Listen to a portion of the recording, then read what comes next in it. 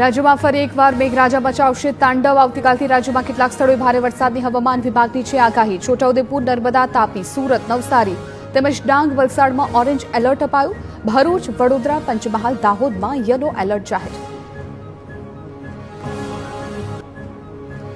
31 જુલાઈના રોજ દક્ષિણ ગુજરાતમાં ભારેથી અતિભારે વરસાદ ખાબકી શકે. શુક્રવારે અમદાવાદ, આણંદ, વડોદરા, નર્મદા તેમજ ભરૂચ, સુરત, તાપી, ડાંગમાં વરસાદનું રેડ એલર્ટ.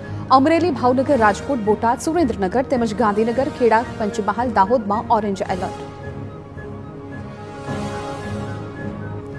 રાજ્યમાં આગામી 48 કલાક વરસાદ પડવાની અંબાલાલ પટેલે કરી છે આગાહી. બંગાળની ખાડીની મજબૂત સિસ્ટમને કારણે વરસાદ પડી શકે. મધ્ય ગુજરાત ઉપરાંત અમદાવાદ, ગાંધીનગરમાં પણ વરસાદી ઝાપટા પડી શકે. પાટણ, સાબરકાંઠા, અરવલ્લી, મહેસાણામાં પણ વરસાદની સંભાવના. અંબાલાલે ઓગસ્ટમાં પણ અતિભારે વરસાદની કરી છે આગાહી. 6 થી 8 દરમિયાન બંગાળની ખાડીમાં મજબૂત સિસ્ટમ બની શકે. જો તે સિસ્ટમ ગુજરાત તરફ આવે તો અતિભારે વરસાદ ખાબકી શકે. 14 ઓગસ્ટ સુધી દક્ષિણ ગુજરાતમાં પણ ભારે વરસાદના છે એંધાણ. વડોદરા સહિત મધ્ય અને ઉત્તર ગુજરાતમાં પણ ખાબકી શકે વરસાદ.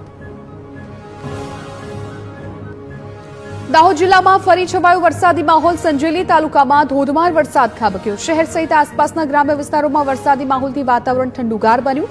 ધોધમાર વરસાદને કારણે ખેડૂતોમાં ખુશી છવાઈ. નર્મદાના ડેડિયાપાડા, સાગબારામાં વરસાદ બાદ નિનાય ધોધ સક્રિય થયો છે. જંગલ વચ્ચે આવેલા નિનાય ધોધના મનમોહક દ્રશ્યો સર્જાયા છે.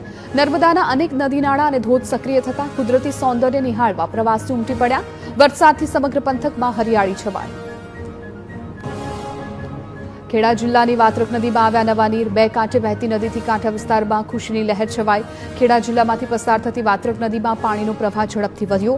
એક સપ્તાહ પહેલા વેરાન નદીમાં હાલમાં ધસમસતો પ્રવાહ વહેતા સ્થાનિકોમાં હરખની હેલી.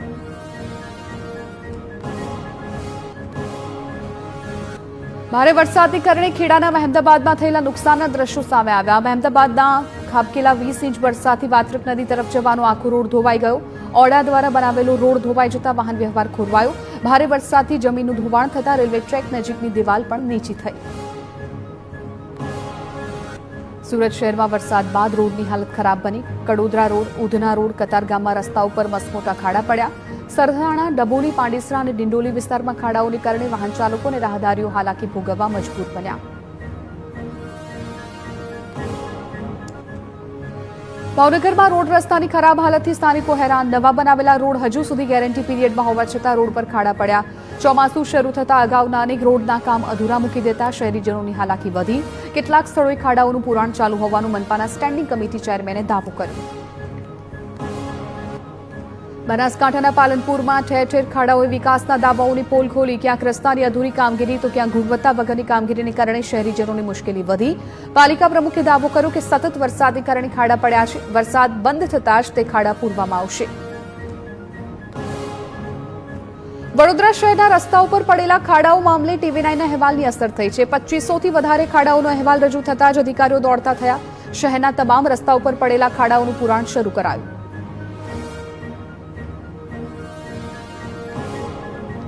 સુરતમાં ખાડીપુર બાદ રસ્તા પર ભૂવો પડ્યો. યુનિક હોસ્પિટલ 4 રસ્તા પાસે જાહેર રોડ પર ભૂવો પડતા વાહન ચાલકોને હાલાકી. વિસ્તારમાં હોસ્પિટલો હોવાથી એમ્બ્યુલન્સ સહિતના વાહનોને વધુ મુશ્કેલી. તંત્ર દ્વારા હજુ બેરિકેડ કે સુરક્ષા વ્યવસ્થા ન કરાતા લોકો રોષે ભરાયા. અમદાવાદમાં વરસાદથી થયેલા નુકસાની સહાય સુરતની જેમ અપાશે. મેયર હિતેશ બારોટે સહાય મુદ્દે કહ્યું કે ઘર, દુકાન અને રેકડી ધારકોને નુકસાનનું વળતર મળશે. તે અંગે મનપા આવતીકાલે સ્ટેન્ડિંગ કમિટીની બેઠકમાં જાહેરાત કરશે. રાજ્યમાં ચાંદીપુરા વાયરસને કારણે છેલ્લા 1 મહિનામાં કુલ 10 દર્દીના મોત નીપજ્યા, જેમાંથી 3 દર્દી રાજસ્થાનના હતા. જ્યારે રાજ્યભરમાંથી 150 શંકાસ્પદ કેસ મળ્યા છે. તમામ કેસના સેમ્પલની તપાસ દરમિયાન 26 પોઝિટિવ કેસ સામે આવ્યા છે, જ્યારે 9 સેમ્પલના રિપોર્ટ હજુ પેન્ડિંગ છે. ચાંદીપુરાના 3 પોઝિટિવ દર્દીને ડિસ્ચાર્જ પણ કરાયા. રાજ્યમાં ચાંદીપુરા વાયરસથી વધુ એક બાળકનું મોત નીપજ્યું. ગાંધીનગરમાં માણસાના ચરાડા ગામના 4 વર્ષીય બાળકનું સારવાર દરમિયાન મોત થયું. ખાનગી હોસ્પિટલમાં વેન્ટિલેટર પર બાળકની ચાલી રહી હતી સારવાર. થોડા દિવસ પહેલા કલોલના જાસપુરમાં પણ બાળકનું મોત થયું હતું. ખેડામાં સાપલા ગામે 9 વર્ષની બાળકીમાં ચાંદીપુરાના લક્ષણો જોવા મળ્યા છે. બાળકીને અચાનક ઉલટીઓ થતા સ્થિતિ ગંભીર બન્યા બાદ બેભાન થઈ હતી. બાળકીને નડિયાદ બાદ વધુ સારવાર માટે અમદાવાદ સિવિલમાં ખસેડાઈ છે. આરોગ્ય વિભાગે સાપલા ગામમાં સર્વેલન્સ પણ શરૂ કર્યું. મહેસાણા જિલ્લામાં ચાંદીપુરા વાયરસથી 2 બાળકોના મોત. શંકાસ્પદ 8 કેસમાં 3ના રિપોર્ટ પોઝિટિવ આવ્યા, જેમાંથી 2 બાળકોના થયા મોત. હાલ જિલ્લામાં ચાંદીપુરા વાયરસનો એક પણ એક્ટિવ કેસ નહીં. આરોગ્ય વિભાગે રોગચાળો અટકાવવા માટે દવાનો છંટકાવ કર્યો. અમદાવાદમાં ફરી દીપડો દેખાયાની ચર્ચા અફવા નીકળી છે. કર્ણાવતી ક્લબ પાસે દીપડો દેખાવાની ચર્ચા બાદ વન વિભાગની તપાસમાં પગના નિશાન શ્વાનના હોવાનો ખુલાસો થયો. કેફેની પાછળના ભાગેથી પગના નિશાન મળતા વન વિભાગે તપાસ કરી હતી. સતર્કતાના ભાગરૂપે વન વિભાગે પાંજરું પણ મૂક્યું હતું. સુરતમાં વારંવાર સર્જાતા ખાડીપુર સામે પહેલીવાર આંદોલનના એંધાણ. પર્વત પાટિયા વિસ્તારના લોકોએ એસએમસી સામે બહાનો ચડાવી. 1 મહિનામાં 2 વાર પૂર આવ્યા બાદ પૂરગ્રસ્તોએ તંત્ર સામે બળાપો ઠાલવ્યો. સણિયા, સારોલી, મગોબ અને લિંબાયતમાં પણ પૂરથી આક્રોશ ફેલાયો. સ્થાનિક કક્ષાએ ઉકેલ ન આવે તો સીએમ સુધી રજૂઆત કરવાની તૈયારી દર્શાવી. સ્થાનિકોનો આક્ષેપ છે કે ટેક્સટાઇલ માર્કેટને કારણે ખાડી પર દબાણો થઈ ગયા છે. ત્યાં તંત્ર દ્વારા કોઈ કાર્યવાહી કરાતી નથી. બાલક ખાડીને ડાયવર્ટ કરવાના કારણે અડધા સુરતમાં ખાડી પૂર આવતું હોવાનો પણ આરોપ લગાવ્યો. રાજકોટમાં સૌરાષ્ટ્રમાં હાઈકોર્ટની બેન્ચની માંગ સાથે વકીલોએ વિરોધ નોંધાવ્યો. કલેક્ટરને આવેદનપત્ર આપી સૌરાષ્ટ્રભરના બાર એસોસિએશનમાં આજે 1 દિવસીય હડતાળ પાડવામાં આવી. અર્જન્ટ કેસીસની સુનાવણી સિવાય અન્ય કેસ નહીં ચાલે. આગામી દિવસોમાં ચીફ જસ્ટિસ, સાંસદો અને એમએલએને પણ રજૂઆત કરવાની તૈયારી દર્શાવી.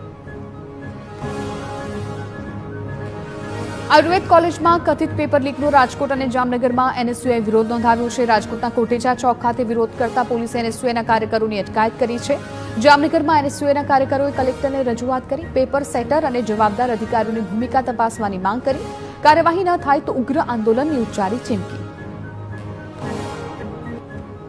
ખેડાના ડાકોરમાં ભક્તોની ભીડ વચ્ચે ઠેર ઠેર મોટી સંખ્યામાં રખડતા પશુ નજરે પડ્યા. ડાકોર પાલિકા અને વહીવટીતંત્રની ઘોર બેદરકારીને કારણે ભક્તોના જીવ જોખમમાં મુકાયા. ગુરુ પૂર્ણિમાએ ઉમટેલા હજારો ભક્તો વચ્ચે પશુઓ દોડધામ કરે તો લોકોના જીવ જોખમમાં મુકાઈ શકે. જામનગરમાં પીજીવીસીએલ દ્વારા સબસ્ટેશનવાળા થાંભલા પર લોખંડની ગ્રીલ લગાવી હતી, પરંતુ ગ્રીલના કારણે નવી સમસ્યા સર્જાઈ. ગ્રીલની અંદર કચરો, દારૂની ખાલી બોટલ, બાવળ અને જંગલી વેલ જોવા મળી. કેટલીક જગ્યાઓએ લોખંડની ગ્રીલો તૂટી જતા વીજ કરંટ લાગવાની પણ ભીતિ છે. વડોદરામાં આવતીકાલે માંજલપુર વિધાનસભાની પેટાચૂંટણી યોજાશે. એ પહેલા આજે ઈવીએમ ડિસ્પેચ કરાયા છે. 260 મતદાન મથકો પર મતદાન યોજાશે, જેનું વેબકાસ્ટિંગ કરાશે. મતદાન મથકો પર ક્વિક રિસ્પોન્સ ટીમ પણ તૈનાત કરવામાં આવી. સાથે વરસાદની આગાહી હોવાથી ડી વોટરિંગ પંપ મુકાશે. અનામત હટાવો આંદોલન મુદ્દે અલ્પેશ કથિરિયાએ પ્રતિક્રિયા આપી. કહ્યું કે સોશિયલ મીડિયામાં ચાલી રહેલા આંદોલન સાથે સહમત છું. અનામત અંગે ચર્ચા અને સુધારા થવા જોઈએ. આવકો છુપાવી ખોટી રીતે લાભ લેવાય છે. રાજ્ય અને કેન્દ્ર સરકાર અનામત નીતિની સમીક્ષા કરે તેવી માંગ કરી. શામળાજી દર્શનાર્થે જતા મુખ્યમંત્રી ભૂપેન્દ્ર પટેલે પ્રોટોકોલને બાજુ પર રાખી લુસડિયા ગામે પોતાનો કાફલો રોકાવ્યો. સામાન્ય નાગરિકની જેમ ગ્રામજનો શાળાના બાળકોને ગૌરી વ્રત કરતી નાની દીકરીઓને મળ્યા. મુખ્યમંત્રીના સરળ સહજ વર્તનથી ગ્રામજનો અને બાળકો ખુશ થઈ ગયા. પંચમહાલમાં પાવાગઢ ખાતે રોપવે સેવા 5 દિવસ બંધ રહેશે. મેન્ટેનન્સની કામગીરી માટે આગામી 3 ઓગસ્ટથી 8 ઓગસ્ટ સુધી બંધ રોપવે સેવા રાખવાનો નિર્ણય કરાયો છે. ત્યારબાદ 8 ઓગસ્ટથી ફરી રોપવે રાબેતા મુજબ કાર્યરત થશે.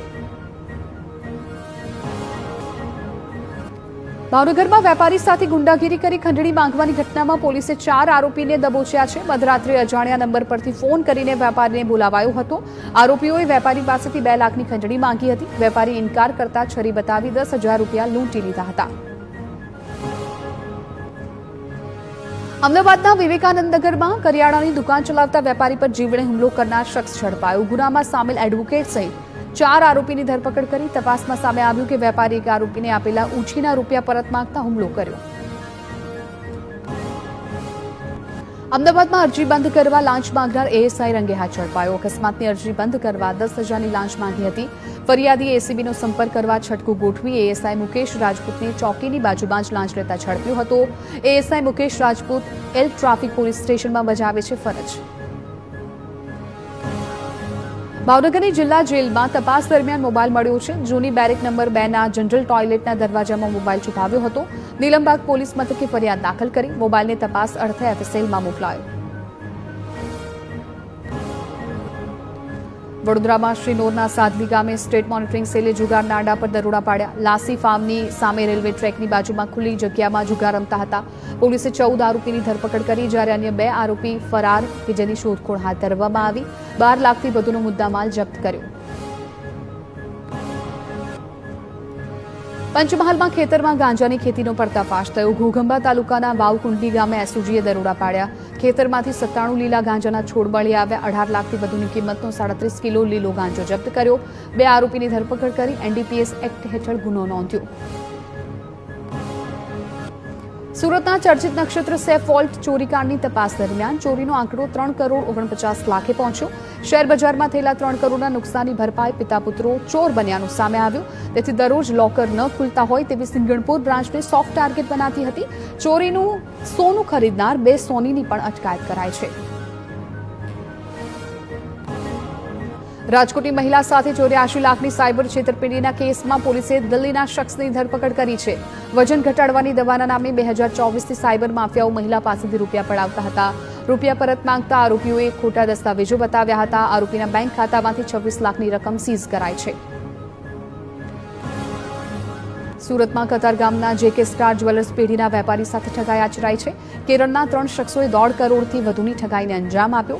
શરૂઆતમાં નાના પેમેન્ટ ચૂકવી વિશ્વાસ કેળવ્યો. બાદમાં 60 દિવસની ઉધાર પર હીરા મેળવી સંપર્ક વિહોણા થઈ ગયા.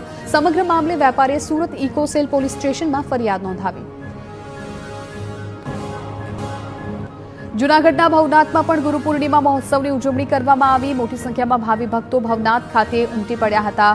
કાશ્મીરી બાપુના આશ્રમમાં મોટી સંખ્યામાં ભક્તો જોવા મળ્યા હતા. હજારોની સંખ્યામાં ભવનાથ તળેટી ખાતે ભાવિકો ઉમટ્યા. ગુરુ પૂર્ણિમાના અવસરે મુખ્યપ્રધાન ભૂપેન્દ્ર પટેલે શામળાજી નજીક લુસડિયા ગામની મુલાકાત લીધી, જ્યાં સંત સુરમલદાસજીની સમાધિએ દર્શન કરી આશીર્વાદ મેળવ્યા. મંદિરના સંતોનું સન્માન કરી તેમની સાથે આધ્યાત્મિક સંવાદ પણ કર્યો. મુખ્યમંત્રીએ નાગરિકોને શુભેચ્છાઓ પાઠવી રાજ્યમાં સુખ, શાંતિ અને સમૃદ્ધિ માટે પ્રાર્થના કરી. યાત્રાધામ સાળંગપુરમાં ગુરુ પૂર્ણિમાની ધામધૂમથી ઉજવણી થઈ છે. મોટી સંખ્યામાં ભક્તો કષ્ટભંજન દેવના દર્શન માટે ઉમટ્યા. ગુરુ પૂર્ણિમા નિમિત્તે દાદાને સોનાનો શણગાર સજાવાયો. સંતોએ પણ આજના પાવન દિવસથી ભક્તોને શુભેચ્છા પાઠવી ભક્તિ સાથે જોડાયેલા રહેવાની અપીલ કરી. ગુરુ પૂર્ણિમાના અવસરે યાત્રાધામ વીરપુરમાં હજારો શ્રદ્ધાળુઓ સંત શ્રી જલારામ બાપા તેમજ તેમના ગુરુ પૂજ્ય ભોજનરામ બાપાની સમાધિના દર્શન માટે ઉમટી પડ્યા. યાત્રાધામમાં જય જલારામના જયઘોષથી ભક્તિમય વાતાવરણ સર્જાયું. જામનગરમાં ગુરુ પૂર્ણિમાના અવસરે રીવાબા જાડેજાએ રાજ્યના નાગરિકોને શુભકામનાઓ પાઠવી છે. જામનગરમાં વિવિધ 7 જેટલા દેવસ્થાનોમાં દર્શન અને પૂજન કરાયું. તેમની સાથે ભાજપ સંગઠનના શહેરના પ્રજાપ્રતિનિધિઓ હાજર રહ્યા.